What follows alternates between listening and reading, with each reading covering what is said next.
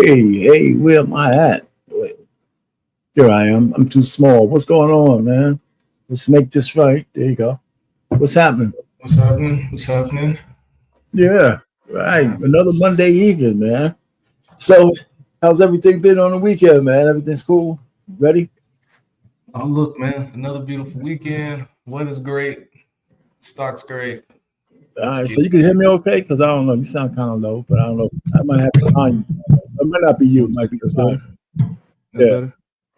Yeah, man. So, we waiting for everybody to come in. I was going last week. Last Monday, me and the wife was hanging out with some friends from California. So that was cool. I think it was last Monday. Yeah, my time is like one long continuum. You tired, man. One day bleeds into another, man. Which is which is Look, my uh, dad be telling me that. My dad be telling me that same thing. Like being retired, the hardest thing is finding out what to do with your time. oh, I know what to do at the time. It's just like you just got all the time to want to fill. So your day is like 24/7. Whatever you want to do. I just tell people don't wake me up in the morning. You know, I want to be able to roll out of bed. Well, so Look. you saw the so we waiting for some folks to come in, man, and so we can have a little audience, see what their heads are about. I know we hear the target thing going around every so often, and I want to go through some of the numbers with folks, and you see the title, right? So we can get into that. But any other thoughts you have on what else is going on? Because we can always come back to this when some folks come in. We got time. We're gonna Um, fly through this. oh, just real quick. ICE, man. ICE has been active. ICE has been very active. This big beautiful bill. It's It's a lot of I don't stuff. know, man. I'm sure that we're gonna come back to it at a later point. You know what I'm Well, I saying? mean, But with August 8th is, that's the 200th day, and but we could always make have a live on any of those issues. The big beautiful bill. There's some shit in there that's actually pretty good. You yeah, I know, mean, look, it's all a perspective. Some of it's good, some of it's bad, depending on yeah, who you ask. You know some what I'm of it we saying? could So argue about. There's no doubt. I mean, it's supposed to be debate. That's what it's supposed to be, and whoever wins, the victors go to spoils. You yeah, know, that's how it So I goes. mean, for example, the Democrats take over Congress. If they take over the House, they're going to try to dismantle the bill. But since the bill's in law, in order for them to do that, they're going to need 2/3 votes to override the president's veto. Yeah, this is gonna be a very interesting. So, Yeah, it's gonna be very interesting because they could end up doing more harm to themselves behind being well, petty. You know what I'm saying? Just well, trying to they've be been petty. petty You can for a end up doing long more harm. time.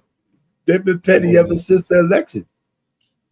They've been petty. Well, because this boycott is tied to it because one of the executive actions was DEI, getting rid of it, and and being able to get rid of it from the standpoint when he wanted to get rid of it for the public companies, not for public companies, for the government, right? That's one thing. But when he reached into the private sector and also imposed his will on whether companies should have DEI programs, he used his leverage as if you want to still do business with the government, you got to get rid of your DEI program because private companies are in no way beholden to the president or to the executive branch to get rid of DEI. They've done it because I think they did the numbers and they said, well, these numbers are not really benefiting us the way everybody thinks it is. Right. But that's not even my problem with it. So, because we can get into that. My problem is the bigotry of low expectations. And we're going to get into that because this notion that black people are going to go back into the sewers and the gutters because a company doesn't have DEI programs is just absolute fucking bullshit. And I have a lot of problem with that. Right. And so I want to talk about some of that today. This whole notion that we need to be the champions of DEI, thus making us the face of it. And even when it was at its full force, it's not clear to me that we were getting the most benefits out of it. You know what I'm saying? Matter of fact, so we got benefits of it at lower level jobs that were government jobs. White women got benefits from it by getting those CEO positions and those executive jobs. That's why they weren't hurt by some of these layoffs. You know, so we're gonna talk about some of that, and Mm. of course, I sent you what I was going to talk about. Yep. Now, let's kind of talk about, I mean, where's the audience at, man? Where's all our people, man? Where's all our people? I'm blaming it on BMU for not getting our thumbnail out earlier. I'm screaming on BMU. Get my thumbnails out so we can advertise the show. People show up. We're early, though, man. 7 o'clock is early for a lot of people, man. Yeah. Still getting off. The internet has been a little weird the last week. Big time. So. We got thunderstorms going on out here. And so everything is tenuous at best. In New Jersey, man, the thunder, we're on a flash flood warning. And after the Texas thing, everybody's looking out the window. You know, yeah, Texas got a lot of people shook right now. Yeah, a lot of people shook, man. So this is the first time in a long time I got a flash flood warning on my phone. They just bogarted. They just, how they just bogart the phones. They just boom. All of a sudden, you got this big ass warning on there. I'm saying, shit, man. So anyway, knock on wood. The rain seemed to have subsided for the moment. But the thunderstorm, man, lightning was all over the place. So we can't. So anyway, man, one of the things I wanted to ask the audience when some people come is, who's really supporting the boycott? Do you know anybody supporting the boycott? No. I mean, well, when maybe it's not the right way to ask, because I don't know how often people go to Target. I was about to say, Big Dog, the only time I've ever been in Target is when I left Walmart because some bullshit was happening in Walmart. That's the only time I've ever been in Target. Right. I mean, I know I'm not a Target shopper. It's not because I'm some aloof guy. Yeah. Anyway, I mean, I just never thought Target was the kind of store for me. So, I know my wife probably perused through there, but I don't think we're frequent. I know we're not frequent Target shoppers. But apparently there's enough black folks who like to go to Target. And so the question is, whoever comes into the chat, I want them to answer that, put a 1 in the chat, whether they support the boycott. And when I mean support the boycott, that you were actively shopping at Target and now you don't. Because I think that's critical. I mean, you can say you support the boycott, but if you haven't bought an item from Target for the last 6 years, I don't know what that really means anything. So what do you really expect Target to be doing for black people? That's just weird. Yeah, exactly. Well, let's talk about that, right? Let's talk about, first the origins of this boycott. Remember now in February, when he signed that executive order, getting rid of DEI, Target jumped on the bandwagon, okay? And that was February 1st, right? But, it was a white man from Minnesota who started the Target boycott. So here's a white man telling his, fellow darkies that, you know what, since DEI is going, you're going to be hurt by this thing. And I need you, get out there, son, and go boycott, go boycott Target, because I think that's a good thing for you to do, Mr. White Liberal. Telling her, and a whole bunch of us, just jumped out there and followed his lead. And that lasted all up until Jamal Bryant said, holy shit, we can't let the white boy get all the juice. We got to come up with our own thing about boycotting Target. So we got this 40-day fast thing coming up. Lent's coming up. So we're boycotting Target based on a religious principle of Lent, 40 days off.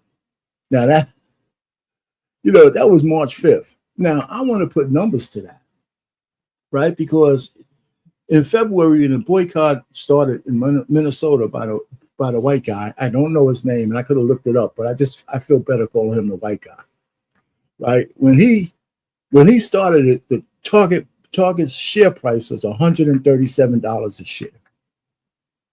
That's like February 1st, something like that. Okay.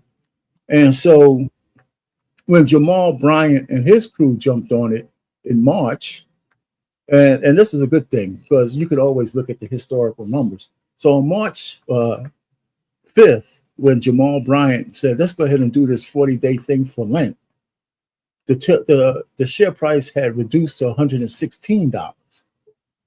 Okay. And I'm still looking at it and said, all right, so Bryant and his dudes were effective. And then the share price kept dropping, okay, to hit a low at $94 a share. Okay. And then the tariff weekend came, right? The tariff weekend was like the 5th, 6th, and the 7th, or the 6th, 7th, and the 8th of April. And so that bottomed out Target at $88, right? So on April 8th, Target hit a low of $88 a share. And so by all rights, you have to say that the combination of the boycott and a combination of the tariff scare actually worked, right? Target lost shares, and we're going to talk about how it hurt the black people in a second. But they lost shares and went down. And then in May, I just want to go through. So May 1st was the end of the first quarter for Target. The end of the first quarter. So they didn't say boycott specifically, but they admit their in-store sales dropped. But they had some digital sales that were better than expected.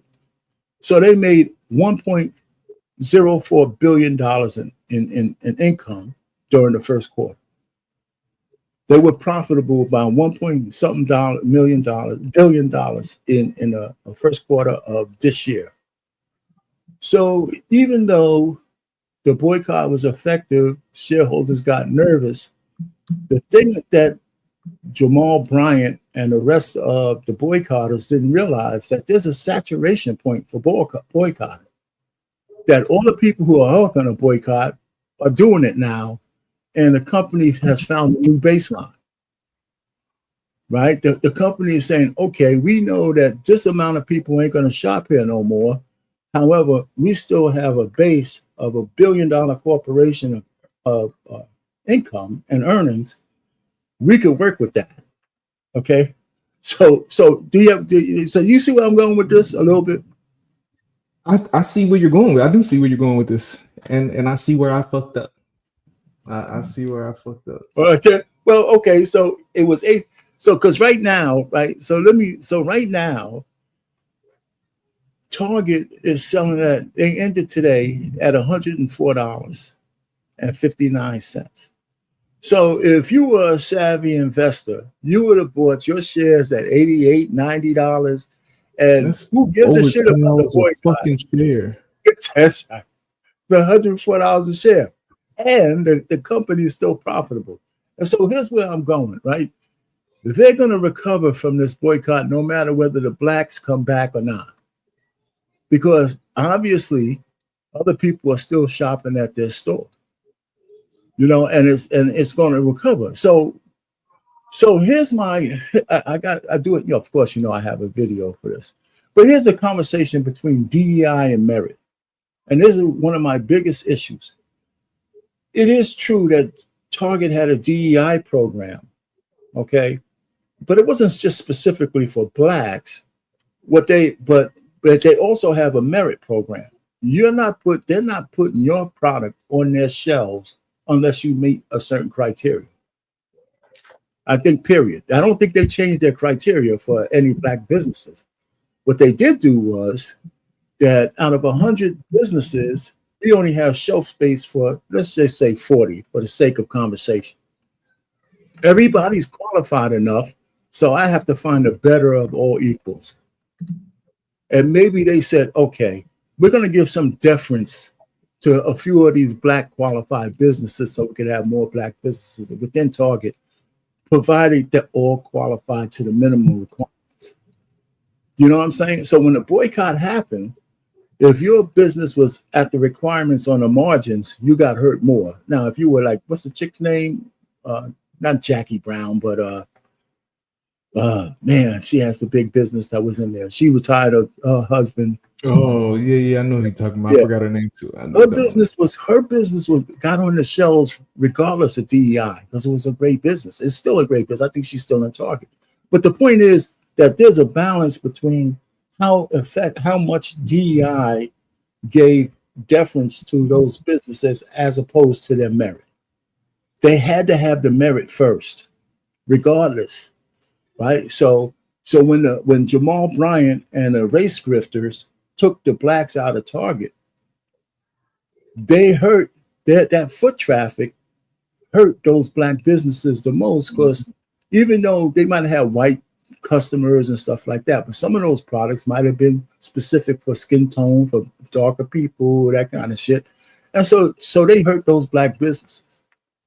And so what Target did, so then Jamal Bryant, guess what? The freaking Congressional Black Caucus, they wanted to meet with Target. Jamal Bryant, Sharpton, and you know what Target said to them? They said, okay, we're going to extort them. They said, lick the dirty shit out of the crack of my ass. We're not bringing it back. We're not bringing it back. We're not turning. We know what the new baseline for our corporation is, so we're not going back to DEI. You know? So what's going on, Trey? You know, okay, here's Trey. Dude, look at Trey shit there. Man, for real, bro. Yeah, man. That's what I realized where I fucked up. I spent so much time looking at Trump and Elon and the government that I completely forgot. Like, I completely forgot about Target. Just hey, listen, man. It's always going to be new. I'm gonna tell people my horror story once. As soon as one of these days in the market, I have so many of them. I should be rich, man. I should be a rich man. You know, so now I'm gonna try to live long enough to become. But anyway, so just getting back on track. So here's what Target did. Target told those guys to go kick rocks. We're not going to bring back out.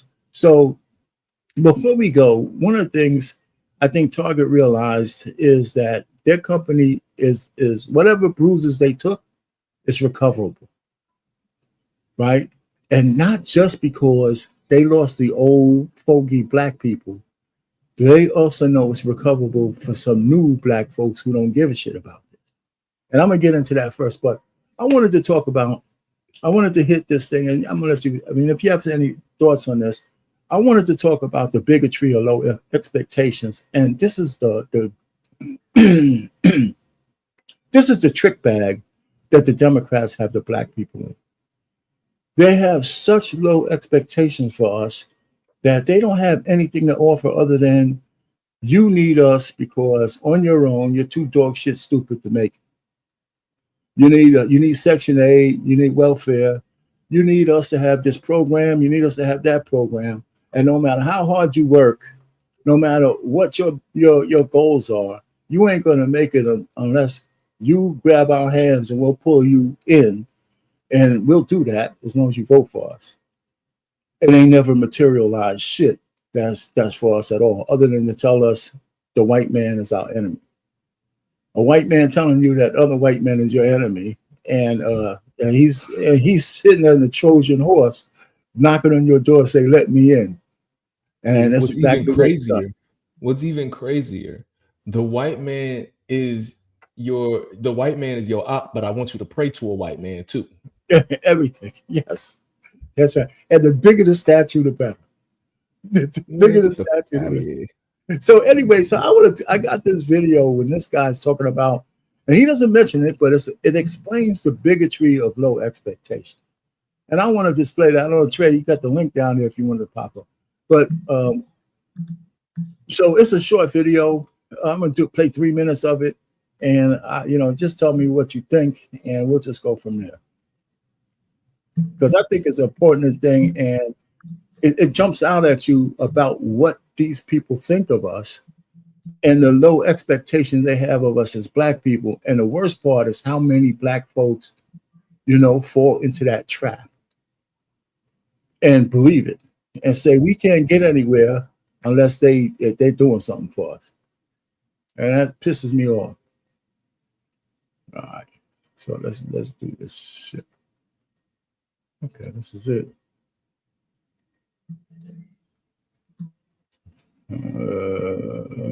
Welcome back to the show. And it seems like more and more every single day, more black people are opening their eyes and realizing that the Democrat Party is really no good. And they never have been good.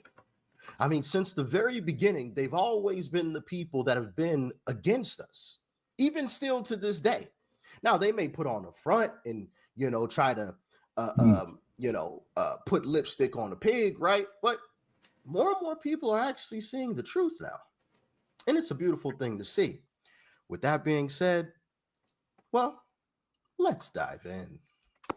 Please help me understand Democrats, Black Democrats out there. I'm talking to you. See, many of you, perhaps even most of you, constantly like to talk about the racist history of America and how terrible that history was. It's a history that has a lasting impact, you say. It affects us even today. So rather than to embrace forgiveness, you all continually push to remind the world of America's racist history. That seems to be the logic.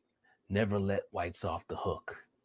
But then, how is it that you continue to vote for the Democratic Party, who by all historical accounts were the major purveyors of this history that you can't seem to forgive or get over? It was the Democrats who defended slavery, who formed the Ku Klux Klan and voted against any actions being brought against Klan-led violence. It was the Democrats who imposed segregation, who were against the Civil Rights Act, and it was the Democrats who were responsible for most of, if not all of the lynchings of blacks. Somehow you seem to have forgiven and forgotten when it comes to Democrats. Yet you still press the issue of America's racist past, all while having your eyes glaze right over when reminded of the Democrats and that dirty detail of the past. You say that the racism of today has gone underground, that it hides in the shadows. It's no longer out in the open. You just have to have faith that it's there. Okay. If that's the case, could it be that the same racism that you believe is hiding right within the party that you vote for every single election? Bingo. By definition, racism is one race thinking that it's superior to another. Here we go. Listen. Now, preferential treatment is given to those that white Democrats think of as being incapable of competing with them on a level playing field. So if white Democrats think that they have a superior ability over blacks when it comes to getting something as simple as an ID to vote, then that's racist by definition.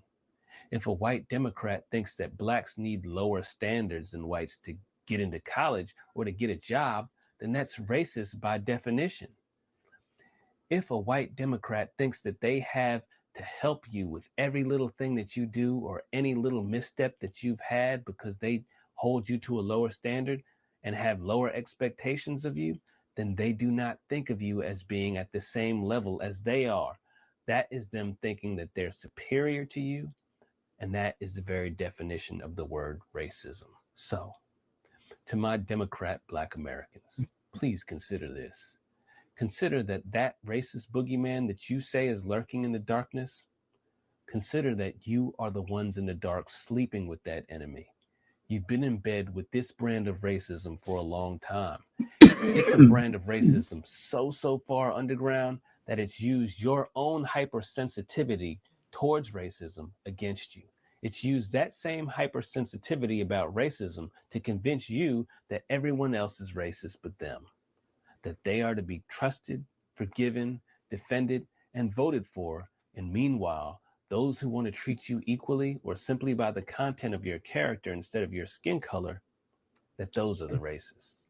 Thomas Sowell may have put it best when he said, when people get used to preferential treatment, equal treatment seems like discrimination. Let me just stop that for that. I mean, I think that's a real poignant thing, man. You know, that last sentence there and this whole description of, the bigotry of low expectations, that last piece is absolutely true. It's absolutely true. And it permeates the black community like wildfire. The Democrats have been offering you preferential treatment for over 4 decades in exchange for your votes. Since then, everything has gotten worse. Yet you still forgive and still forget. Perhaps it's time to walk away. Walk away from the party that's been working overtime to conceal its racist past and present. Walk away from those who do not consider you to be competent enough to compete with them. Perhaps it's time to consider another option. Perhaps it's time to consider culture. All right. So, what y'all guys think about that? That was so eloquently and beautifully stated. I wish I would have said it myself. God damn it. That's what I think about it. I think he's on the money. But you know what? I've heard a lot of guys, shit, man. I've mumbled around that shit myself a little bit, man. I mean, it's not the first time I heard, but the eloquence does matter. It does matter. Mm-hmm. But it's all true. And let me tell you, it's nearly impossible to break people out of that psychosis unless they want to do it on their own. Because you can't even have a logical conversation with some of these people about what that guy just said without them tripping over every word. What say you, Trey? What's going on, man?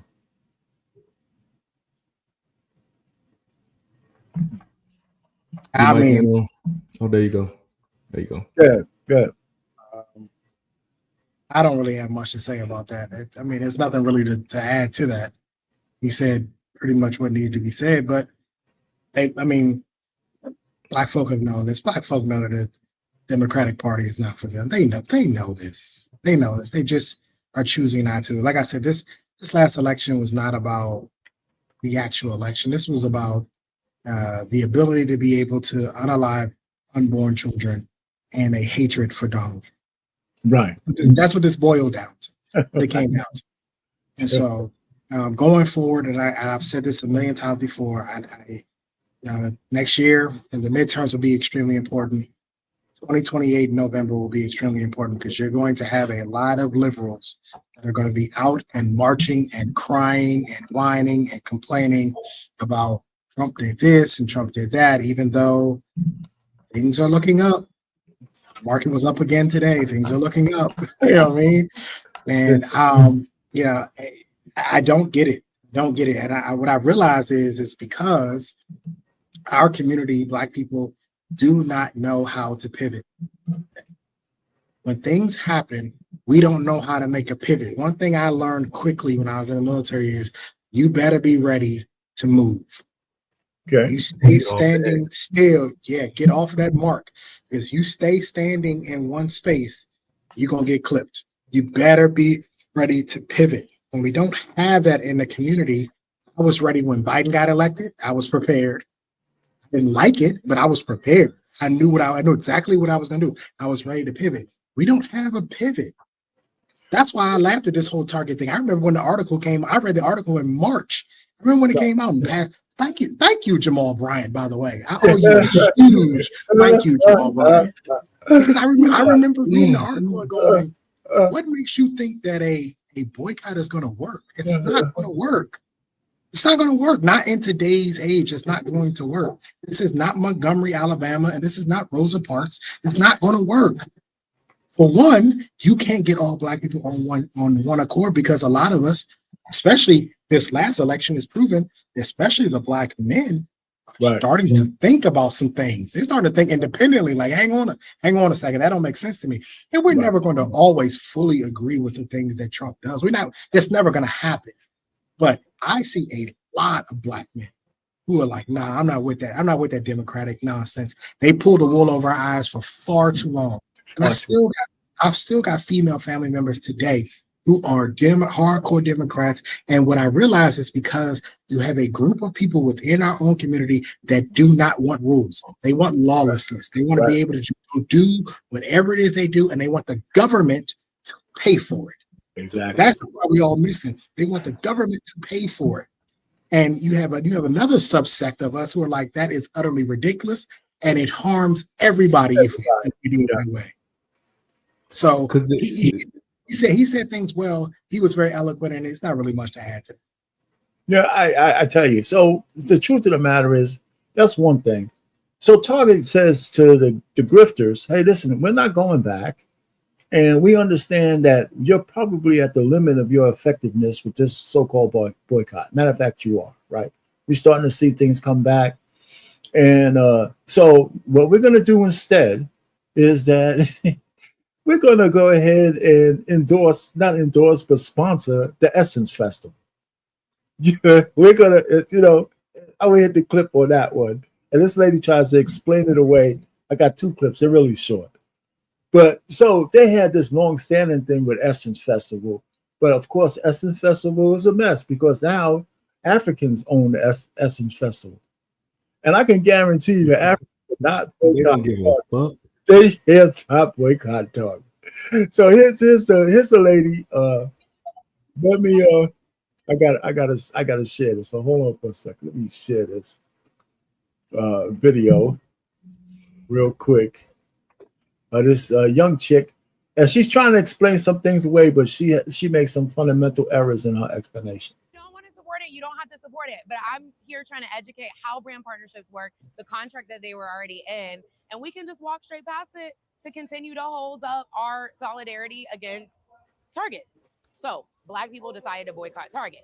Now they're at Essence Festival and people are in an uproar about it. It's almost bigger than the Montgomery, Alabama boycott because they rolled back DEI. The problem with them specifically rolling back DEI is that they have supported loudly Black brands, Black founders on their shelves. They went out of their way to do all this Black History Month stuff, et cetera, et cetera. Okay. This year, Homeboy got into office, they bent the knee, and then they kicked DI to the curb. They were already in contract. Essence was already in. All right, so she said this, and I want to make it clear. She first intimated that the only reason why Blacks got on Target shelves is because of DEI. That's the first error that she's making. It's the first big lie.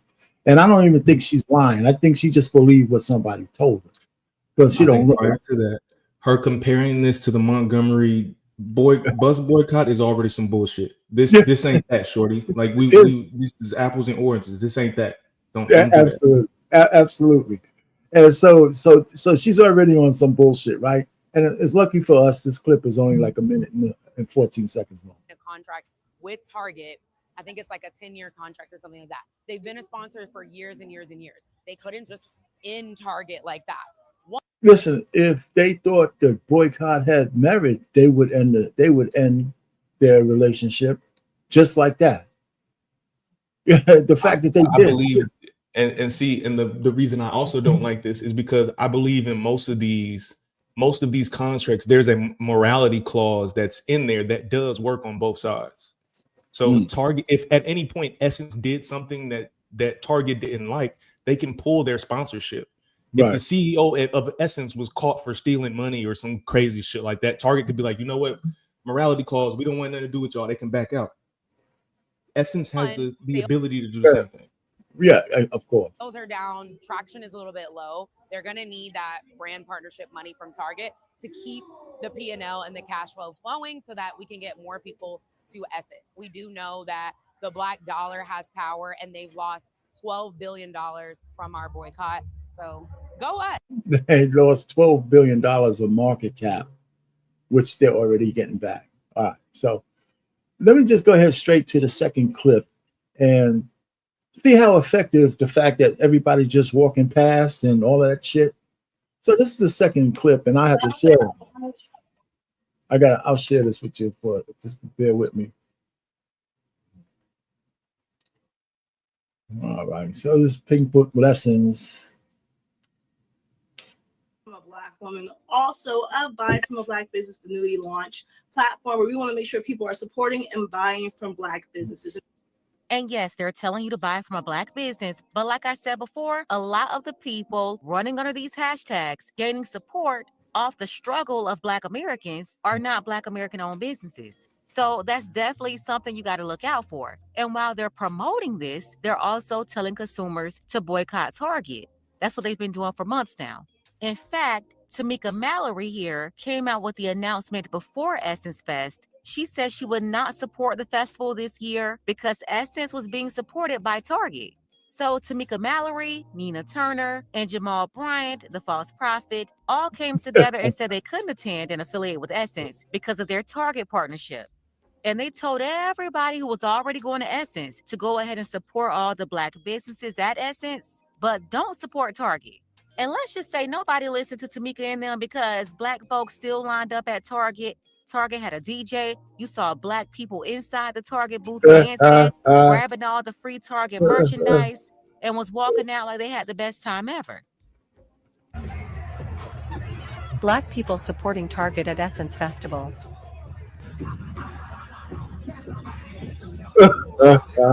Take a second to make sure you're subscribed to the That's all I needed. That's all we needed to see. Any thoughts, y'all? Let me show you how much I'm so tired. Look here, bitch. I was born at night, but not last night. Can I get an AMAN?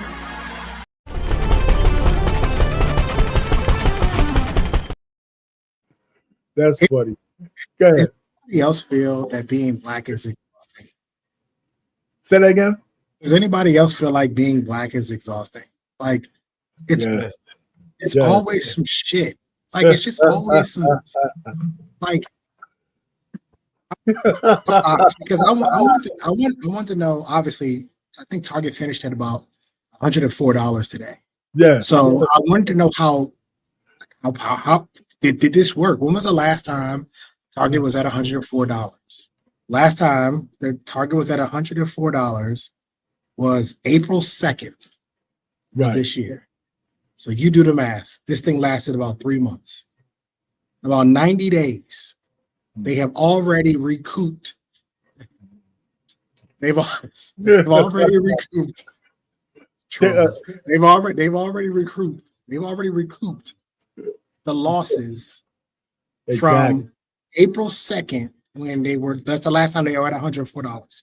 So did they lose 12 billion? Well, because if you look at the stock, it was already headed downwards. It was already in a downward trend. But from 104, when's the last time? You know what I mean? When was the last time? So my question is you've done all of this. It's saturated. It's over. The boycott. It's done. It's done. I mean, here's the thing though, because the weekend you're talking about, this is the weekend you're talking about is tariff weekend. If you look at every major indice on the 7th of April, they hit the 52-week low. Target hit its 52-week low on the 8th, and that was $88. So that from the 2nd to that 8th, it went down, and now if you bought at 89, if you bought at 89.90, you're feeling pretty good. I bought at 94. You're still feeling pretty good. I bought at 94. $20 a share just for waking up in the morning. and 100 watts. This is how Black folk can fix these issues. You have to learn how to play this game because it's really what it is. It's a game, right? And you have to understand that news, boycotts, all the stuff, it drives share prices. So if you understand that concept, you can go. And that's why I said Trump's first trip as president, he's making people millionaires because he come out one day and say something bad, then he come out the next day and say something completely 180 to what he said yesterday, and the market's just doing like this. Volatility makes people money. That's why I said I appreciate Jamal Bryant for adding the volatility to Target, because Target normally is a very steady sort of stock. There's not a whole lot of volatility in it. So he added a bunch of volatility to an otherwise very quiet stock. You making people rich. Yeah, He's like, and the problem is it's not Black people. Right. I have a quick question for y'all. Does the influx, the way that this has been moving up and down since Trump has been in office and everything like that, what effect does that have on the dividends that come to these? And I'm asking because I don't have the knowledge. I'm asking. So the dividends is based on revenue, not the stock price. So if Target had a loss in revenue, the dividend may decrease. If that makes any sense. Not necessarily the stock price. The stock price doesn't directly correlate to the dividend. The dividend is based on essentially how much money did that company make in the last 3 months, and then after they paid everybody, what was left over. And so that's how they determine a dividend. So if Target was staying on pace, the dividend doesn't change. If the Target was doing better, the dividend would go up. You know what I mean? That's how it works. And so May 1st was their first quarter earnings call, and since May, it's been up. Let's go and still continue to go up. But go ahead. You was going to say something, 100 Watt? Oh no, I was just curious about the dividends. Like I be looking at my stuff, the stuff that I'm in. I got dividends coming not too. Oh, I had some dividends that hit, not too long ago. Just trying to understand this. I'm still brand new and fresh into all of this. I'm just. Well, here's the thing with dividends also is that it takes a lot for them to decrease a dividend. It's gotta be a significant. I mean, I've been through some ups and downs in the markets. I mean, like for example, the bottoming of the market in April for the tariff scare, that didn't change any of my dividends. All my dividends paid out the same. And I'm gonna just add this one. Hey, I don't know if you trade USOI on the oil future, not future, but the oil ETF. It's an ETN. I was talking to Trey. They're paying like $2.45 this month of dividends in USOI, and silver's paying $1.04. Over the course of the year, both of those ETNs pay out like $13 to $14 a share over the course of a year.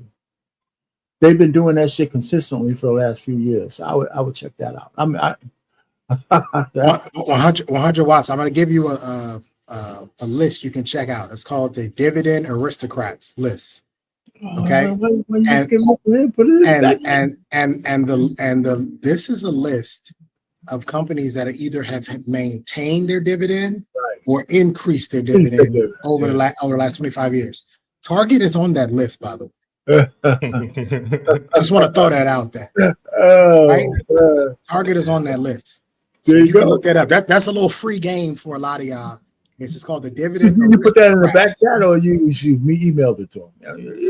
I just told him just right now. I told him right now. I'm already Googling it right now. Oh, okay. Right now. And so you can go down a list of companies and you can see, and what you'll notice on this list, 100 watts, this is a bunch of stable companies. These are brand names that you know, names you heard. You probably got products in your house right now from them. And these are companies, I have two of these already. Just looking at this list, I have two of these already. Right. So that means if they're on that list, that means their dividend really hasn't changed over the last 20 years. It's only gone up. It has never gone down. This includes over COVID. This includes over all that stuff. Dang. Oh yeah, we in LA swimwear. Big bad. Okay. So that's a little cheat code. That's what I use if I really want to. I mean, like I said, I can break this stuff down. And, maybe one of these days I'm gonna have to do it. Break this one down. But that's a little free game of. That's a list, and they do add to the list annually. They either take, depends, because it depends on the dividend, right? But I'm glad to hear that you're doing dividends, 100 watts, because this is something that's untapped for whatever reason in our community. Like, we don't want to get in this dividend game, and I'm like, it's free money. Like, they're literally giving you money. I'm at the point now where anything that I want to do when I go talk to other black people and they say that's some white people shit, that's exactly what I'm about to go do. Whenever I go talk to black people and they say that's white people shit, that's exactly what the fuck I'm about to go do. So when I started talking to people about Forex, oh, why the fuck would you do that? That's some white word. Bet. Cool. Bet. Look, that's how I got on the Warren Buffett and Peter Finch. I was watching something on a screen, and the guy was like, "Oh, what you paying attention to white boys for?" I'm like, this dude's got $84 billion. And like he got to know something. And then everything that they hate typically turns out well. I'm just gonna go. Listen, the beauty of YouTube, the beauty of social media. These fools have put all the game out there, bro. It is out there for you. They put the game out there. I was having a conversation earlier with somebody about an SB lot. They didn't know what an SB lot was. And I was like, this is how Elon bought Twitter. And people don't realize that. Like, he didn't go to a bank and say, hey, can I get a loan? He said, no, I got this much assets. Give me a loan based on the assets that I have. Give me $40 billion. And they said, okay, sure. As long as your stock, as long as Tesla stays doing well, we're good. And people don't understand there's so many other avenues. And this is why I'm like, listen, all of this news, Trump is the best thing that could have happened to you because you can make money. It's easy. If you just take a second and do it. Listen, all them guys out there that fake hate Trump, I guarantee you they be making moves in their portfolio. Guarantee they're making moves in their portfolio. You on mute, RJ. Especially the congressman.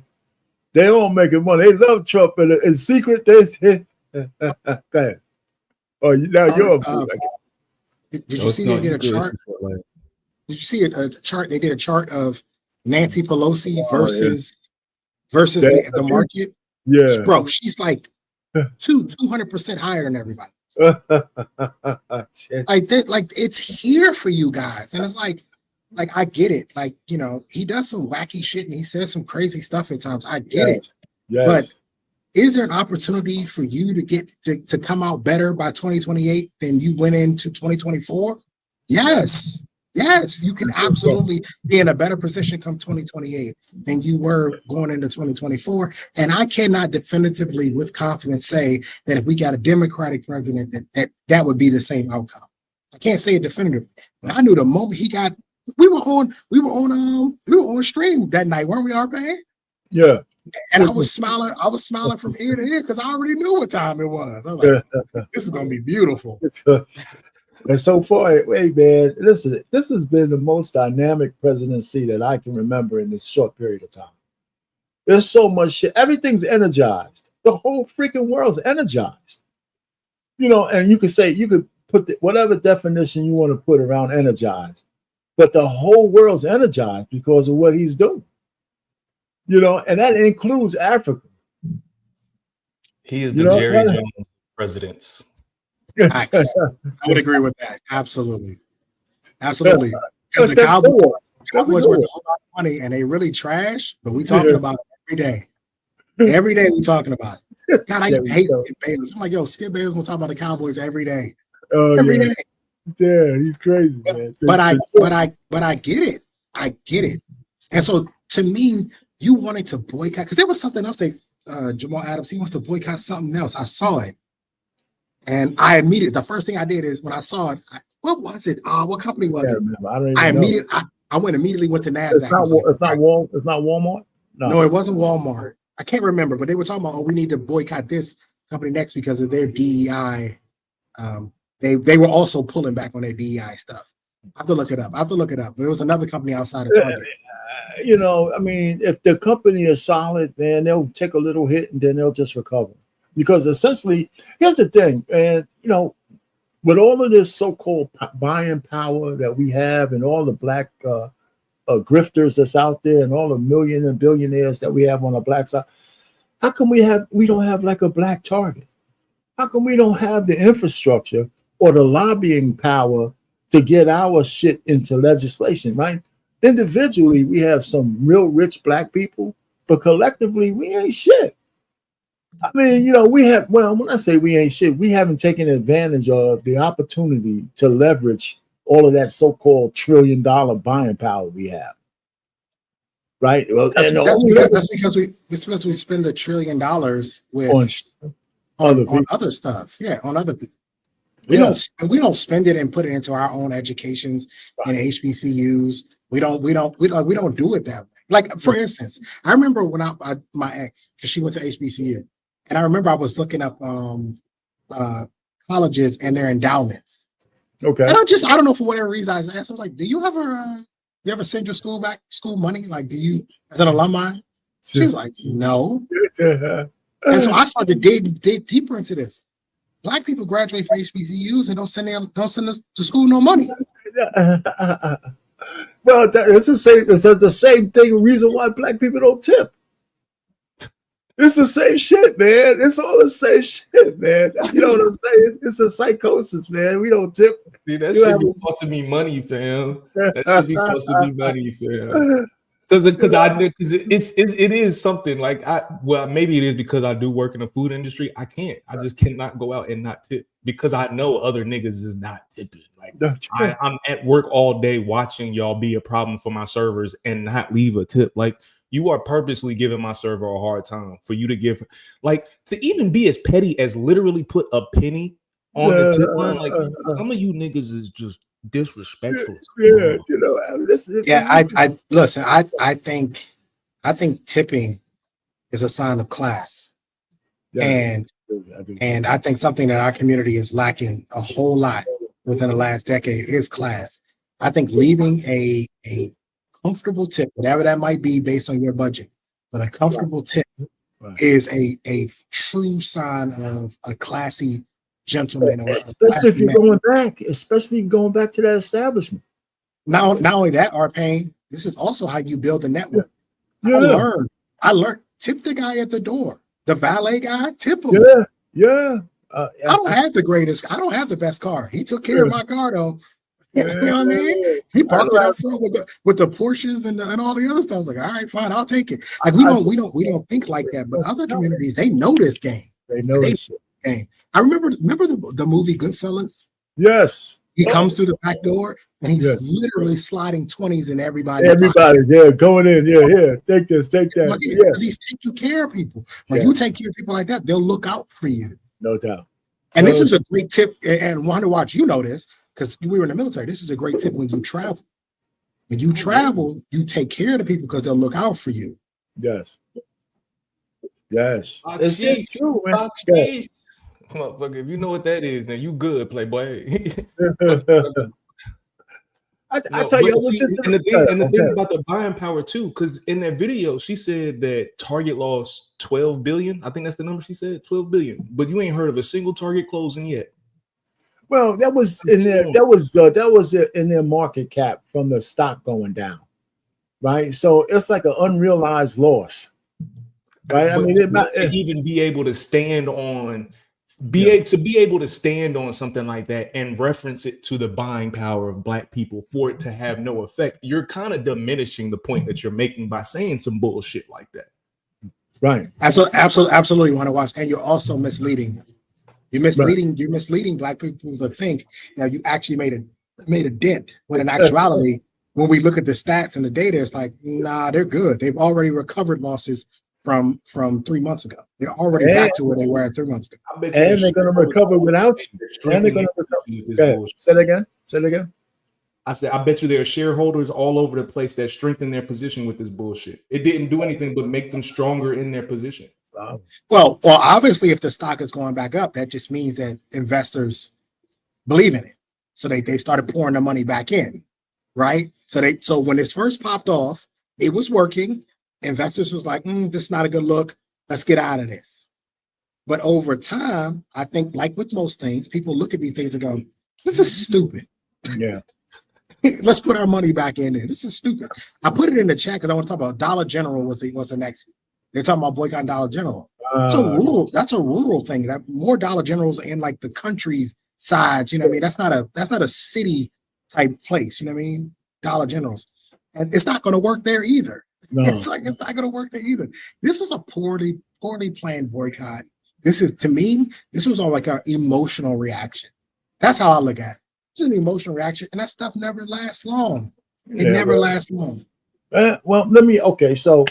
All right, so we know that the Essence Festival, and there's a little side story to that, but we don't have to get down that thing. All right, so Target is still getting Black businesses to deal with them over and above the boycott.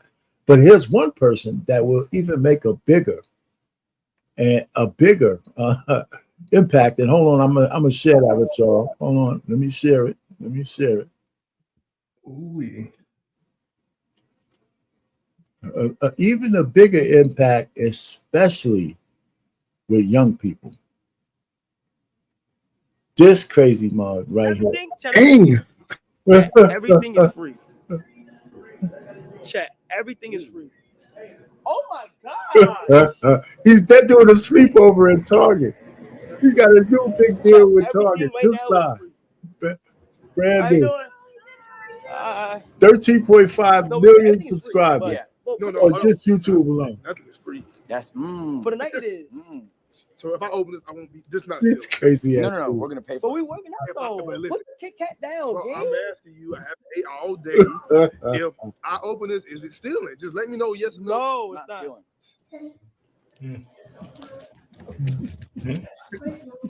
That's crazy, man. Oh my god! Oh, the beds, chat, the beds.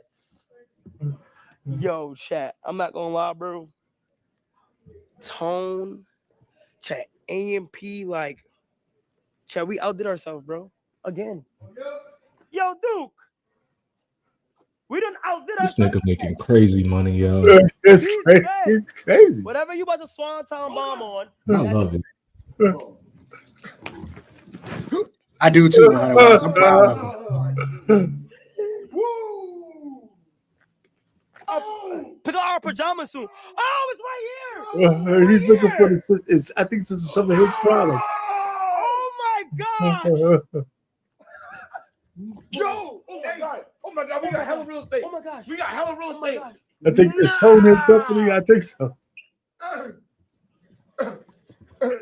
That's cool. That's really cool. How are you mad at this?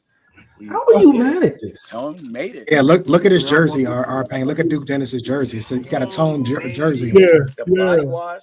Unbelievable. Body wash out. There you go. The on the go cologne. Boom. This The guy deodorant, is a boom. marketing The genius. lip balm. Boom. Wow. Wow. Y'all in Target, bro. He done came a long way, boy. Yo, you ever watch some old toilet paper fork videos in 2017? Yeah. I'm trying to do that. Fucking crazy. Damn, you got the best one. I got the best one, man. This is so the whole. This is just so crazy. Gang?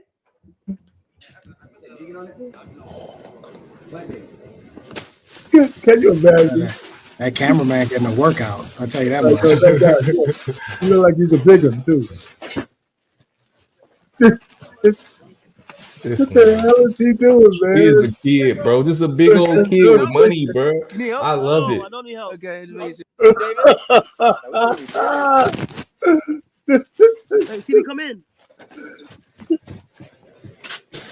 All right, chat. Where you want me to come? Stop! I'm in 2017. Oh, they got bikes. All right, man. You know what, man? You know what? It was funny about this too, Harpain. They were saying that this, like this didn't help. Like, oh, they were trying to save their image, and I'm like, that's because you guys don't understand how this works. I guarantee this was in the works for a long time. They've been talking about this for a long time. This wasn't just sprung overnight. They've been trying to get that brand deal for a while, and I guarantee this helped because his reach, especially with Gen Z, is crazy. His reach with Gen Z is insane. I first learned about him because my son was watching him. Yeah, and I'm gonna tell you some honest truth. My son was watching him. I saw the girl he was sitting next to, and I went, "That's a Prawn Star. What are you watching, son?" Yeah. And he's like, "Oh, this is Kai Cenat." And I was like, "I don't know who that is," but he was sitting next to Tiana Trump. He was sitting next to Tiana Trump. Yep. Yeah. What's my He was sitting next to Tiana Trump, and I was like, "What are you doing, son?" And so he talking. He don't even care about Tiana. He's like, "Oh, this guy's he's a streamer. This is gonna be look at the house. He's breaking this whole thing down." So I'm like, what in the world? So to see him come from that to he's got these huge brand deals. He's got his own thing going on. It's so good to see, man. That's what I'm saying. Like this stuff is not gonna work. Like his homies, his whole team, like all of his friends, they start like you can see them in their early streams in their small ass apartment bedroom. Like this man has built himself and brought his homies with him, and all of them are black. It's a whole group of black men that's making magic happen for themselves and their family. I saw a video of Phantom buying a car and a house for his mother and his father. Like, look at what these young niggas is doing, and y'all mad because they made a brand. Man, get the fuck out. Damn, man. 100 watts. I was down at U Street. And I saw that like this like wave of people. It was Duke Dennis. It was him. He was just walking down the street. All the obviously because the girls are going crazy, right? Yes. And all the girls are just going, and it's just a wave of people, man. And it's like, and this Duke Dennis is one of his boys. So it's just like, I don't understand what what you're trying to do here. The younger generation, they want to live on a meritocracy. They want to be judged by what they do good and what they do well. They don't want to be given anything. I'm willing to remember bet now, anything. Tyson was smart enough to stay out of the political fray. Remember they were trying to get him to endorse. He said, I ain't doing none of that shit. You know, he said, I'm not doing any of that. Michael Jordan. He pulled a Michael Jordan. Yeah, even Republicans buy shoes too. You know what? Nobody can find that goddamn quote. I mean, it's just like listen, if you try to find it, you know, do use AI or anything. Everybody keeps saying, you know, everybody said it so much, it got to be true. The same quote where they say when they say Lyndon Baines Johnson says, when I sign this Civil Rights Act, I'm gonna have these niggers voting for me for the next 200 years. Nobody could find a quote. It could be true, but nobody could find a quote because I was looking through AI and everything. Everybody said, well, it could be, you know, here's a thing that might be close to it, and you know, but no definitive. Say it. Huh? It came out to be true. And if he did say it, it came out to be true. Absolutely. He might as well have said it, right? Yeah, he might as well have said it because it's true. You know, so take credit for it, man. You know, so I'm willing to bet any money in the world that if that was Cassie rather than Consonant, Black women would have been lifting that shit to the world. Good job, Target. Y'all made up for the bullshit y'all did. Good for her. All of it. If it was a Black woman rather than it being Kai, Black women all over the world would have been fucking supporting that because that's a complete line. That's skincare, lip care, hair, all of that shit. Y'all, man, get the fuck out of here. That's some Black man shit. The honeys are gonna be buying it though. That's the crazy part. That's right. They're gonna. That's the crazy part. Our pain. As much as we talk about our people not liking it, they're gonna go support them. You want to know why? Because many of them have Gen Z kids like we do. Right. And Gen Z kids are gonna say, "Dad, can you take me to the Target so I can go get some of the? Dad, can you take me this?" And here's another thing.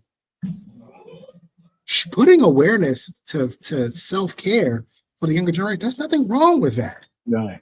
Him encouraging the younger generations to take care of them, their skin and their health. There's nothing wrong with that. If he makes a buck off of it, okay, cool. You know what I mean?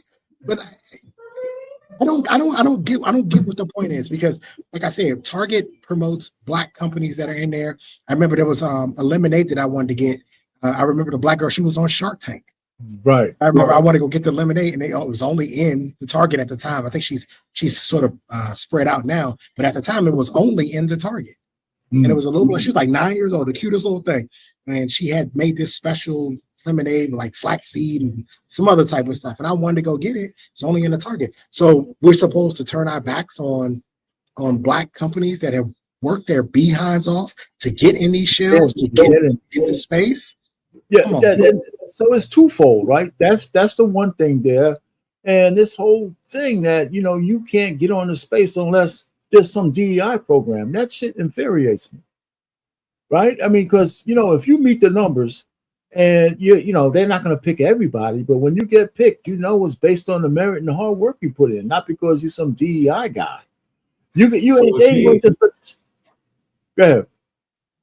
Yeah, so I'm agreeing with you. So if DEI is gone and he has an entire aisle, what caused that? Was it merit or was it him being Black? Was it him putting in the work to build his audience up to millions upon millions on each platform that he's on? Or was it the fact that he got long dreads? Was it the fact that this nigga has mastered marketing above anybody else in the game right now? That's right, man. It's between him and Asho Speed. At this point, it's him and Asho Speed are the best marketing people on the entire planet right now. So what are we blaming this on? They were trying to pacify us to get their money back. That's what that was. So he got that entire aisle because they were trying to pacify us. Really, if they were trying to pacify us, they would have picked a Black woman and not him. Well, that wouldn't pacify us. They'll probably infuriate the guys, and it'll be fake. It's not them, okay? I want to know what the Congressional Black Caucus or Jamal Bryant and Sharpton expected to get out of Target by trying to extort them to bring back a DEI program. To what end?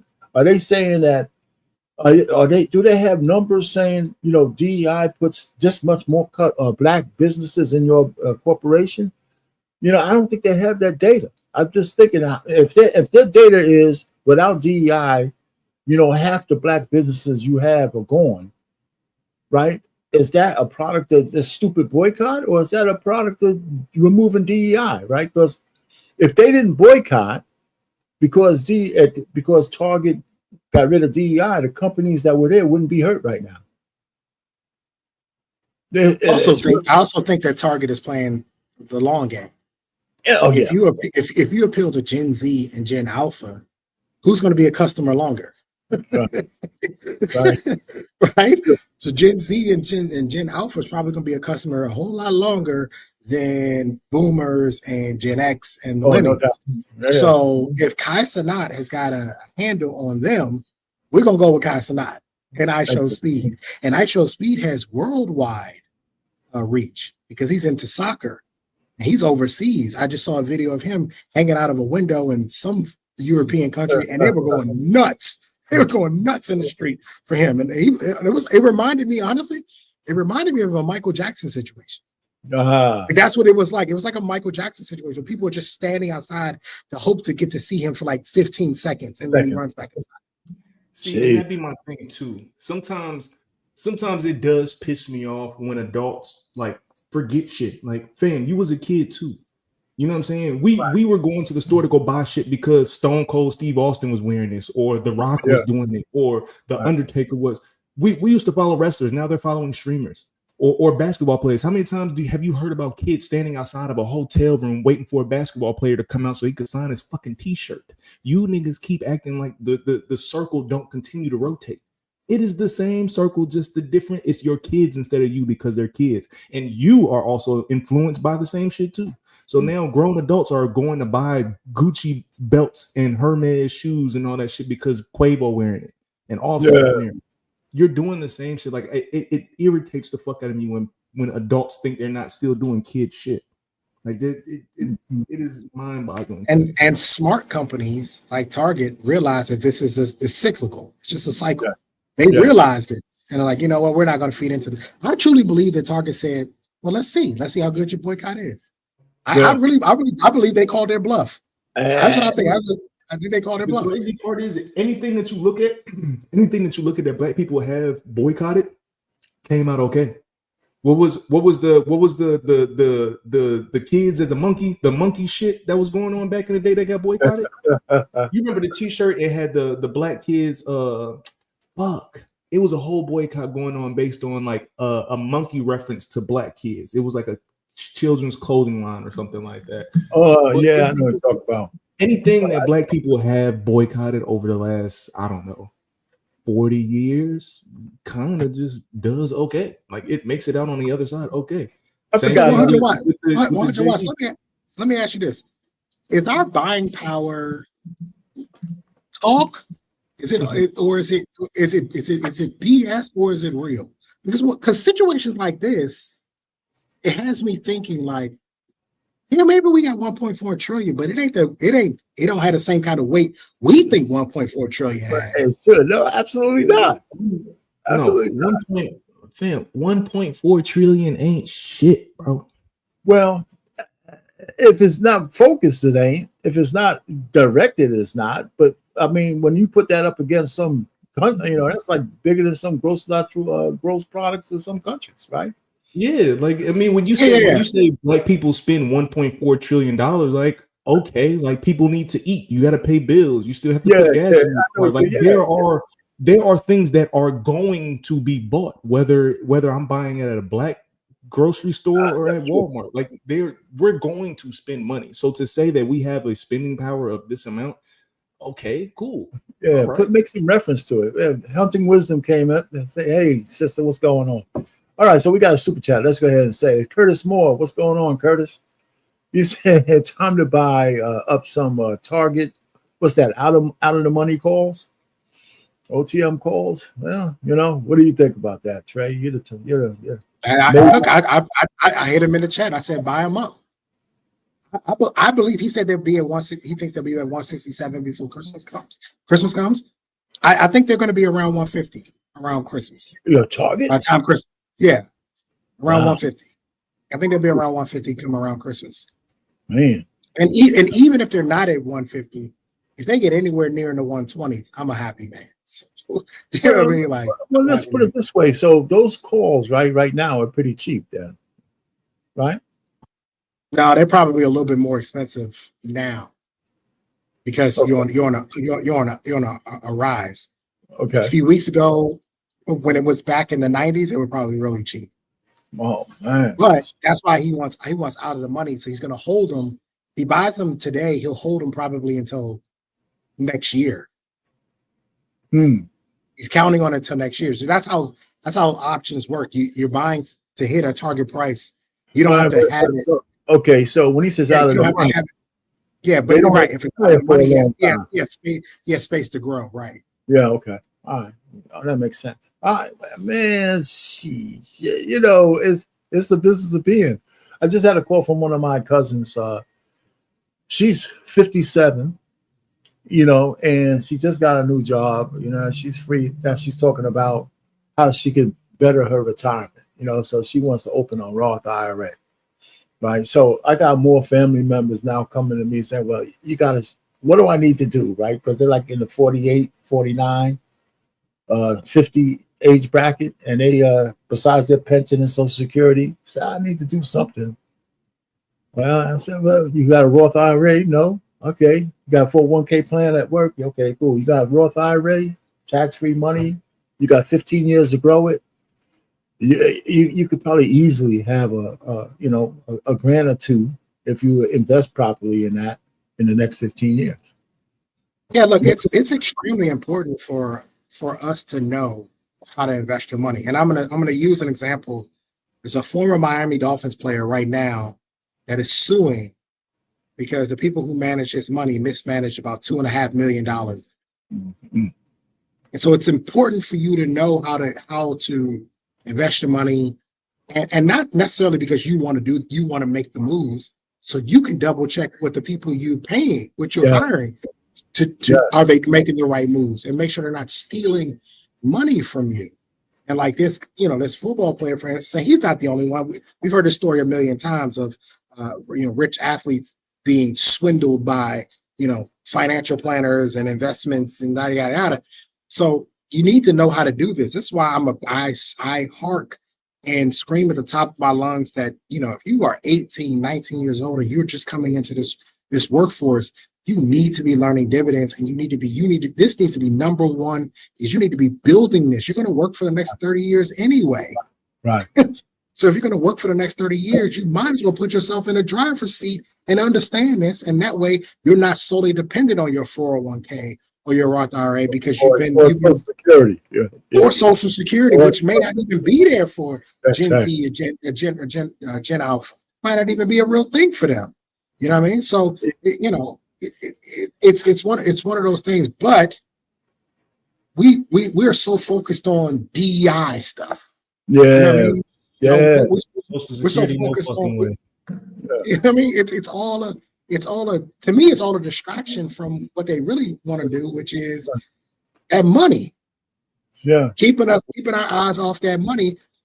I'm surprised, and I really do. I hope and pray that Kai Cenat and ISO Speed and all of those guys who are making all this money, that they got the right people around them, because it's just a matter of time before that system tries to come after them. Right. They're young. I heard a rumor that Kai Cenat wanted his own media company.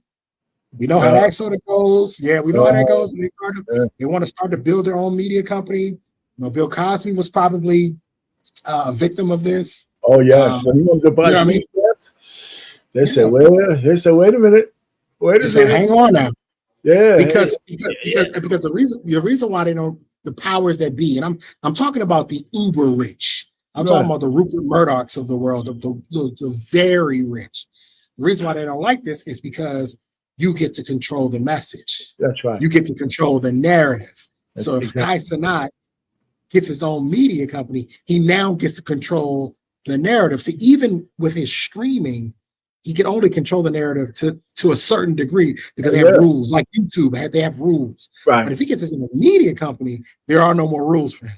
Outside of the FCC, but there are no rules. Yo, he's got big boy rules now. Not that some minimum wage guy on YouTube doesn't like what he said, so I'm gonna bring your channel down for 30 days.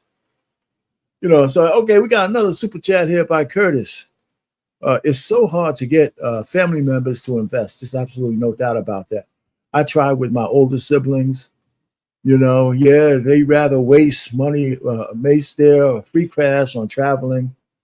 And, I save my breath. Listen, you know what? My brother, my niece, right? I have her set up, right? She just got a job as a nurse. And, she lives out with my brother out there. She's on her own now. I wish I would have caught her when she was still living at home, because I would have tried to convince her to stay her ass right in there until she got married or something, and just stacked her money and invested more. But she still has a fair amount of money to invest. So I got her into a couple of things. So we meet up every quarter. So I'm having more and more of my family members. The problem is that they're all ladies, man. All the dudes don't want to talk, man. It's just my daughters, my nieces and cousins, but all the guys, man. I don't know what the hell they're doing, man. I'm trying to browbeat them assholes into doing something. But you can't really pull people to invest. They got to be willing to do it. Well, I told my son this. The issue with investing is that investing is an old man game. And what I mean by that is that. Hey, thank you, Curtis. I'm gonna give him something in a second. Go ahead. What I mean by that is that you're supposed to start young, and then it grows with you as you get old. So it's an old man game. There are a lot of people that get into investing and they think flip. They think I'm going to put 5,000 in and I'm going to get 50,000 out. Yeah. And listen, yes, in the options market, and maybe if you caught Bitcoin at the right time, and I've seen some guys in Forex that have been able to do it, but that's not the norm. That's not the norm. And in the investing game, the best thing for you to do is to get in earlier. The earlier, the better, which is why I keep screaming. Get your kid a custodial account. Start investing their birthday money and their summer money and all that. Start to get them on this path early so that by the time they're my age at 40, right, the money's paying. It's paying for you. Yeah. The money makes more than you could ever make. They were 2 years. My last 2 years on the police department, I actually made more money outside of being a police officer than I did being an officer. Wow, that's good, man. Because of dividends and the options and all that. You know what I mean? Like I would be sitting in the cruiser. True story. I'd be sitting in the cruiser. working my options off the little laptop in the cruiser. Yeah. Working my options. I got in trouble for it. They're like, yo, you can't do that, because they track everything you do. And they pulled my car and they were like, yo, you can't do that. I'm like, yeah, you guys don't want me to make no money in here because you know what's coming next. It's gonna be me leaving. You got to use your own shit. Okay, so it says Curtis put a little super chat out there. We got to give him this one here. My name is Rosa. They say I'm supposed to sit in the back, but I'm tired here, so I'm finna sit right closer. Yeah. Come get me up then. It's gonna take about 3, 4, 5 men. And I ain't finna repeat myself again. Fight me. Somebody get her. My name is Eve. Yeah. I didn't believe. Yeah. I trusted Satan, ate that apple, he deceived. Yeah. And yeah, I'm naked. I thought I was awakened. I'm the first to do it. Y'all my daughters, we related. Yeah. Trick on Big Harry. Yeah. Don't call me slave hoe. The hell? From the underground, dirt road, bust down mouth of dope. When I say run, you better go in the door. Chicks, man. You know what, man? I was watching a Ramsey video, just in regards to what Curtis said. I was watching a Ramsey video one time, and he was talking to I think he was like 17 or something like that. And the boy had started he was basically like spray painting the numbers on the curbs in his neighborhood and shit. And he was trying to get his family to help invest. And Ramsey told him, he said, all right, this is what I'm gonna tell you to do. He said, start an Instagram and a Facebook for your company. Block everybody in your family and start marketing to everybody in your area. And then the boy was like, damn, why would I do that? Because if you've already went to your family and they don't have interest in helping you, they clearly don't want to help you. So now you just need to start talking to everybody else. And he was like, once you can let go of that feeling that your family isn't help, like once you can let go of that, I'm telling you, you'd be able to hit the moon, dog. And then it was like a compilation. It was like a year later, the boy called back and he was like, man, I just graduated high school. I saved up like 30 grand. I'm about to go to college with money in my savings account. And he was like, I've been listening to your show. I've already invested in this, that, and the other. He got a scholarship, so his debt's about to be super low in terms of student loans. Like just shit like that. Like, man, look, man, if they not fucking with you, it's plenty of other people that will. So 100 watch, to your point, I read a book by Damon John. It's the guy who started Fubu, helped start Fubu. Yeah. And he was talking about majority of your success is going to come from people you don't know. And it's one of the things that we don't tell young entrepreneurs, we don't tell young businessmen when they're starting. Screw your family, screw your friends. That's right. Don't worry about them. They'll get on when you're on. When you're on, they'll be happy to say, that's my cousin, that's my son, that's my grandson. They'll be happy to get on. Don't worry they'll about be saying, how come you didn't tell me about this? And tell me, Exactly. what we got to tell you about it. Yep, go to the people you don't know, because those people are far more willing to support you, especially if you have a good product. If you have a good product, man, it'll be people you don't know, and then you get more business from people you don't know versus your family. I don't tell my family none of my moves. I don't tell them nothing. But you gotta guard some of your plans from people. You know, I hear what you, I didn't mean to cut you off, but you gotta guard some of your plans from people. I got a few short videos, a clip of a lady she's talking about Target, but she's talking about how come you don't do this shit on your own. You know, that's what she's talking about. I don't know if you ever seen Flabby. People need their own shit. This is why all those leaders that came together, Jamal Bryant, Al Sharpton, all the resources and all the big platforms that they have, they could not put their heads together and create something of their own. No, we're going to beg Target. I don't know about you guys, but I don't think it's cool to be second best. I don't think it's cool to beg. I don't like it at all. And it makes me wonder, what is this really all about? Because I thought the boycott was to, say a F you to Target, but you got the boycott, but then behind the scenes, you still trying to work something out with them so you can get the products back on the shelf. I'm really confused. Walk the fuck to say. She's getting ready to go off. That's the first clip. I would just play all three of her clips in succession. There's a little overlap, but they're just 1 minute long.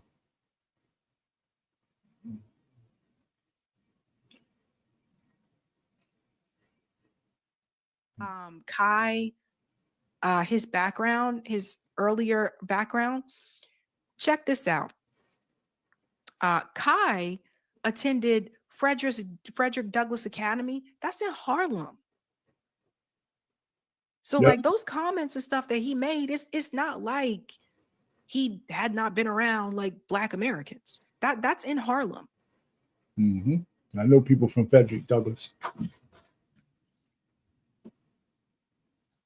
Nina Turner went on to say, Target will do everything but the right thing. They act like we don't have more escalatory tactics to pressure them. Keep playing games, Target. Again, with the pressure. Why at this point, and she's talking about the Kai Cenat deal, why at this point are you still trying to pressure somebody who don't want to dance with you? All right, so that was the second one. And the third one, I'm going to go ahead and just because there's a little overlap, like I said, but I just wanted to get them off in short clips. And this is the last one. It's a little overlap. Oops, sorry. What the hell am I doing? Went on to say, Target will do everything but the right thing. They act like we don't have more escalatory tactics to pressure them. Keep playing games, Target. Again, with the pressure. Why at this point, and she's talking about the Kai Cenat deal, why at this point are you still trying to pressure somebody who don't want to dance with you? Target is playing in your faces, and you still want to try to make something work with them. I just don't understand this. It's like the people who still want to try to make something work with the Democratic Party. I said it was an abusive relationship. Apparently, people like abusive. I don't get this. I don't get it.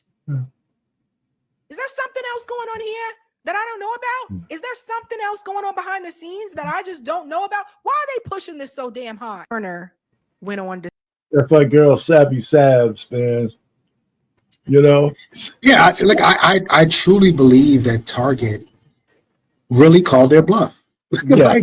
I really truly believe they sat back and said, well, let's see what you got. You're gonna tell your people to boycott us? Okay, go for it. And we'll see how it works out. I don't, and I agree with her on this. What was the end game? Because to me, is this some sort of superiority play? Like, is there something that you wanted to get from Target, or is it you just wanted them to maintain their DEI policies in the face of a president who is very clear that he ain't with this, and he will do everything he can federally to put you in harm's way if you don't get with the program? Right. Exactly.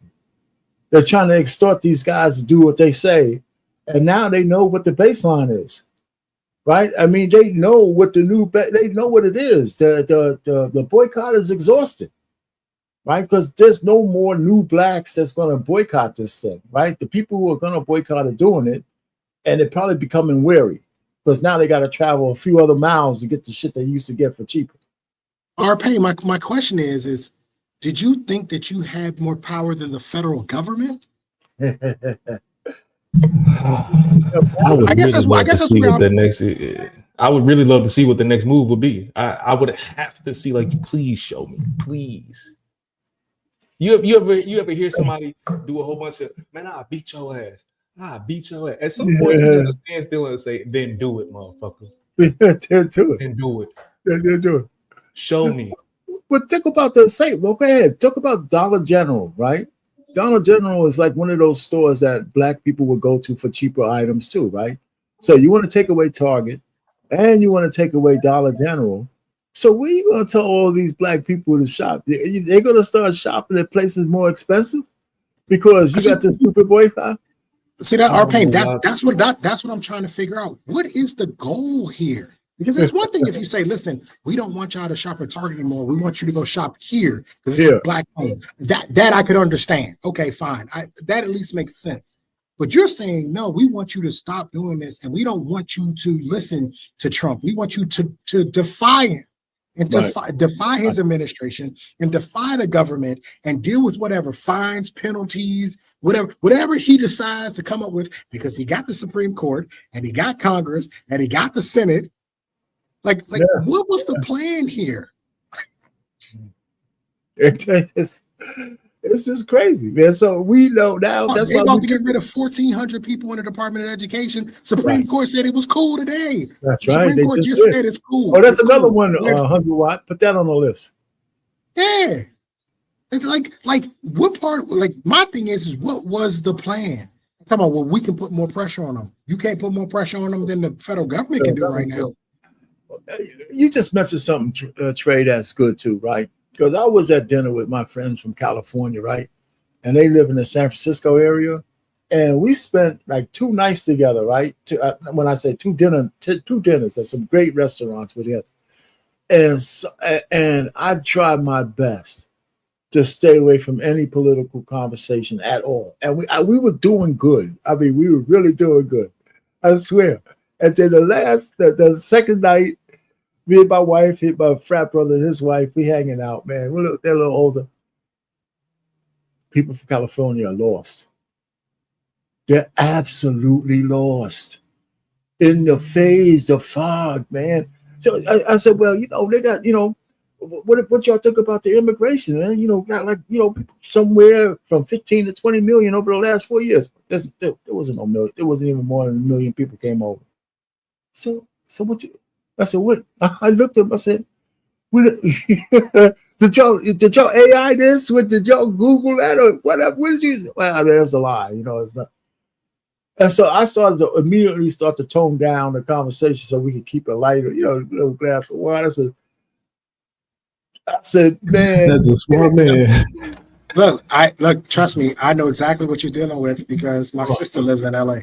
Oh my God. And she's been there for at least a decade, and she is a raging liberal at this point. Okay. And obviously I'm on the other end of the spectrum, and we just don't talk. There's no point. Right. There's no point. And she believes that nobody should be not allowed to go. Like, she believes that you should just be able to go wherever you want to go. Right. Like you should just be able to go. Like, no, there's no such thing as. Let's open the borders, defund the police. Let's lower the military funding. Well, Karen Bass said she's going to hand out money to illegal aliens just now. Yes, she did. And our pain, I called my sister and said, Karen Bass, I won't give you no money because my sister runs a nonprofit. What she said? And I can't talk right now. I know you can. I said, Karen Bass giving all of immigrants money right now, but you have a nonprofit that's been begging for grants for years to open up dance camps for the youth in LA, in the LA area. It's free dance camps, so they have somewhere to go, so they ain't out on the streets, and they won't give you a dime. She giving these immigrants money. Talk about it. Well, how can taxpayers, I don't give a shit where you live, can get spit in your face like that from this lady is an absolute monster, man. And she's like 3'6", and she's just, man. I said, how could she actually, in the face of all of this, just do that? And my man Trey just bounced out. Maybe he got cut off. But anyway, it's so all this stuff is connected, right? So the Target stuff and the boycott is connected to Trump's executive orders. Like I said, everything that's going on, he has some kind of fingerprint in it. It's just everything's energized. Even the way we shop is energized.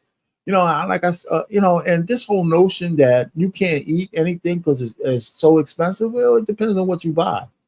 Because I make Sunday dinners every so often for the family, and I just made a full meal out of beef livers, man. Smoked them, seasoned them, had them all, put them into one pot with, onions and green peppers and spinach and corn with a little bit of honey, and it cost me $39 to make. And that goes for 3 meals. And the key with liver is you can't overcook it. Don't overcook it. And I had the smoke flavor going, man. I said, I never had tasted liver taste so good in my life. I wanted to try it because they say it's one of the best organ meats that you probably have if you eat meat. Some people don't eat meat at all, but that's the thing. Most people would rather spend $40 per person at Roof Chris, right? Or at Applebee's. You wish you could get an Applebee's there. It's $40 at Applebee's. Roof Chris is more like $40 for macaroni. We'll pay $40 for macaroni, motherfucker. Yeah, man. So I don't know, man. It's just I think we can. I think so any other thoughts on this whole Target? But I think the boycott has run its course, even though we're going to keep hearing about it. I don't think there's any more moves for the Jamal Bryants other than to keep yapping from the pulpit and tell Cam Newton how pretty his legs are. Just shit like that. That's funny. Yeah, did you say that? That was lanolated. That was the first time I ever heard the word lanolated. Oh my God! I thought did he make it up? Because is that a real word? I never even looked it up. Let me Google it. I don't think you should waste your time. I think he misspoke. Maybe he did. Yeah, he is a pastor. He could be making shit up as he goes. Lanolated means containing or treated with lanolin, a substance. He said some of the gayest shit you could possibly hear in a big way. Yeah, he just used okay. Oh yeah, creams, lotions, ointments. All right, well, sure, but you just used a big ass word to say he got lotion on his legs. Yeah, but my whole thing is, man, I don't want no damn man coming around me saying your legs are nice and lanolated, man. That's just come on, man. They lanolated. Jesus Christ. So it is a real. So anyway, man, but they could go to Dollar General. We could see how that works. I don't know. And again, that's another example of it's not going to work. I don't know why black people think they the only broke people shopping at these broke ass stores. Right. I see. And then where you gonna send them? Still go to Dollar General, and I see plenty of white people in Dollar General because they just as broke as us. Oh yeah, well that's what these boys. The white people ain't listening to the stupid boycott. You know, they're not doing that. Well, it's it's not this is not my fight. And it's not really not black people's fight because we got to stop acting like the only way we could succeed is if we're getting something for free. That's crazy. It's time to end that. My other problem with it too is where I agree with the clip that you were playing was, okay, cool. If you don't want me to shop at Target, where am I shopping? Y'all sitting down having this powwow telling everybody we need to stop going over there. Why are y'all not having the same conversation about how we can get another store that we can go to? Right. Y'all doing so much fighting to get other people to do what you want them to do rather than fighting to get your shit to work. Exactly. Where's the store? Irritating. Where's the store where I can get a quality product and the quantities that I want on a timely fashion, like I could get right from Target? That the store doesn't exist. Right. They said, well, the black folks who have their stuff on the shelves, you could buy some of their stuff online. Now, a lot of those people are not set up for online shop. Which is again another reason why that DEI is some bullshit, because y'all got too comfortable with sitting at Target that you didn't even put your website together properly. You didn't even put your systems in place for you to be able to take online. You know what I'm saying? Like you were just so dependent on that one basket getting you everything you needed. Well, but the point is, if it was sufficient, right? Well, Target has a big reach right now. I'm not saying they don't, but a lot of I think businesses graduate from being online to trying to get on the shelves, right? Because that's where they get the most volume of walk-through traffic, and they don't have to do a lot of the logistics of packing and all that kind of shit, right? So I would imagine each one of those businesses have online presence, but that changes some of their business model. And I don't think black people are really flocking to those websites. That's the point. I don't think they're flocking to those websites to do it now, because you're going to have to advertise your website. It's going to have to be, positive. People are going to have to actually click on buy. Oh no! Yeah. So that's how it works. If any business in the world, if you are only dependent upon the money you make from what goes off of the shelf, you are leaving money on the table. I don't care what business you're in. If you are not set up for online systems, you're leaving money on the table. So the same way that you were talking about, like the same way Trey was talking about, being on YouTube and YouTube having rules and you have to talk a particular way. Right. When you're in Target, your product has to be a particular way. It has to look a particular way. There's a particular thing. But if you're operating online, you have a little bit more freedom. Well, you have a little bit I agree with you. Now it's just driving people to your line. Now I don't know if Jamal and those guys are driving the people to these websites for these black-owned businesses. I haven't seen him from his bully pulpit or have one of his ushers say, "Here's a list of black-owned businesses in Target that we want you to support. Here's a handout sheet. Here's a website you can go to see all the links that you need to get your product." Right? See, you know what you said that? Hey, for everybody that's standing up saying Target lost $12 billion, I need you to show me how much money black businesses made during this time. So you're gonna tell me how much they lost. Show me how much other ones made during this time to prove your point. If you want to solidify that we have buying power, show me how we moved that 12 billion from Target to something else. If I can see that, then I'll believe in the buying power again. But until then, it's just a bunch of fucking talking. Yeah. Oh man, so anyway, any last words, man? I thought this was, I expected this to kind of branch off into these kind of conversations about, it's not just retail, but the way black buying power, the predicament that we're in, and the fact that we continually align ourselves with these buzzwords like DEI, and I think it's a mistake. I think it needs to stop. And I think merit is what we have to shoot for. Some people are going to make it and some people are going to fail. I mean, that's just the way life is. You know, we got, you know, and that's the thing we have to come to grips with. There's no, what you call it, participation trophies, right? You're going to have to, you know, make your way in this world. And there ain't going to be some zaddy at the end of the line always giving you a handout. So we got to wean people off the pickle. Now, the only thing I'm saying is I'm not so sure how long the Republicans are going to hold all the wheels of power, because you know, they're doing some missteps too, and people are fickle, you know. And I hate to see us go back to the shit that the Bidens were doing, thousands and thousands of people at the border, because you know that's going to happen again, you know. So I mean, the country will, I don't think we will recover from going back there. That's why the midterms are going to be important, but 2028 is going to be very important as well. Anyway, so go ahead, Ben. Last words, man. Got some last words? You No, got some thoughts about next week? What you want to do? Go ahead. Tell me what you got on your mind. I can definitely email you what I'm thinking, because I got a couple of.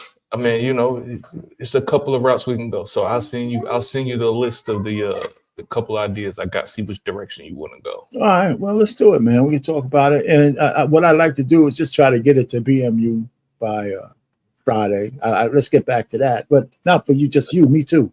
But then we have to get on his ass and give us like all of those damn thumbnails that he has for my man, the gray area. He got like 800 thumbnails up on that. Just so we want our thumbnails up, man, you know, at least a day in advance, you know. So anyway, I'm going to tease him. I don't know where the hell he's at. He's going to pop up somewhere and just Shout run out up. to Black Man for having us up again. Shout Yeah. out to another week of Black Men on Filter letting us get it off. Yeah, man, it's cool, man. I like the opportunity to go ahead and do it, man, while I'm trying to do my stuff. There's a new brother out, though, man. Everybody's talking about him. What's that? The Brother Podcast. I forgot. Ask a Brother Podcast. Yeah. Have you seen some of his stuff? Yeah. I was watching something before we got it. Him and Crimson Cure. Yeah, I got to go back to it. I'm gonna go back. Yeah, he's cool. There's a few other people. One of the things I wanted to do was that meet Common JC, this sister, and she goes at it hard. But yeah, tell me what you got, man, so we can put together, and we'll let you go ahead and I won't try to just put anything out there. So let me know, man. Whatever you pick up, man, we could talk about it, man. That's the bottom line. But that Ask a Brother podcast, that brother's smooth, man. He's smooth. So, but I got to go back and watch his thing with the white girls, right? Because Crimson Cure was doing it. So you got to go back and do that. Yeah, I ain't gonna lie. I started watching that one, got a little bored, and fell asleep on it. Oh, is that right? Yeah, I mean, so yeah, Curtis, I did see him on. I only saw one clip. I only saw one clip of him on Lapeef, and he did do that well. Because you know how Lapeef go. Whenever you start talking to the women, they start going. Yeah, buddy. He did that. He did that pretty well. So yeah, so he's hitting hard, man. They say his channel's gonna blow up, man. So that's the bottom line. So anyway, man, I'm gonna go ahead and do what I do. I ain't got nothing real. I think in May. I think it was May. A few of my nieces graduated from not med school, but nursing school and high school and college and other college, and we went out to dinner. Me, my brother, my daughters were there. They're both in their professions, and you know me and my AI music band. I had something I wrote. I put together, kind of manipulated the words for them, and it says congratulations to them that it's their time. And so I was going to just play that as my parting shot here, you know, just to mix it up. You know, so I'm gonna play that real quick, and we can see how that goes. Right. And then we can say good night, man. It's not that long. It's like 3 minutes. All right, so I gotta share it.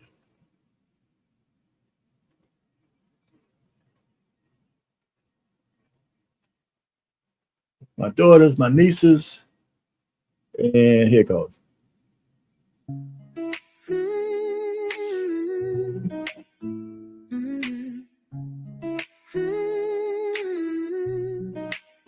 You've climbed the mountains, reach the skies. Every step you took, we see the prize. With courage in your heart, you break the mold. Future leaders shining bright and bold. So take this moment, let it resonate. Your dreams ignited, don't hesitate.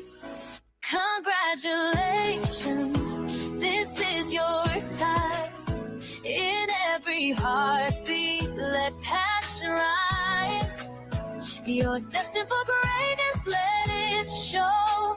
Fruitful and multiplying, watch it grow. Watch it glow.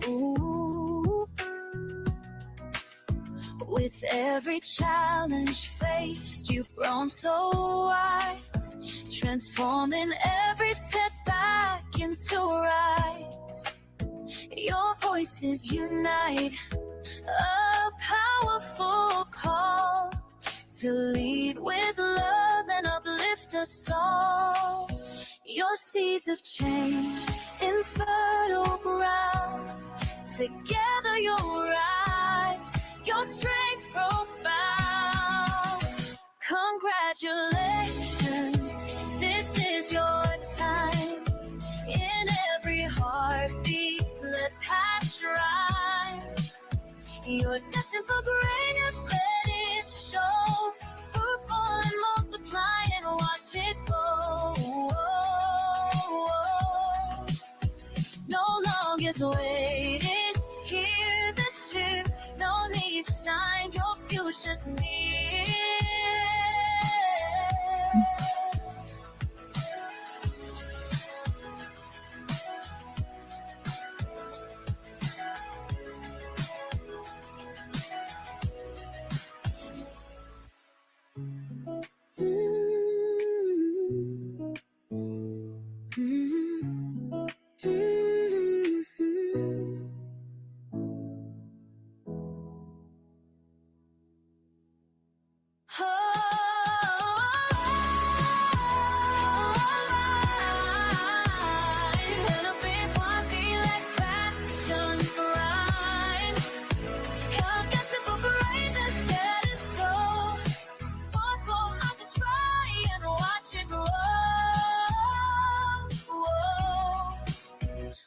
Watch it grow.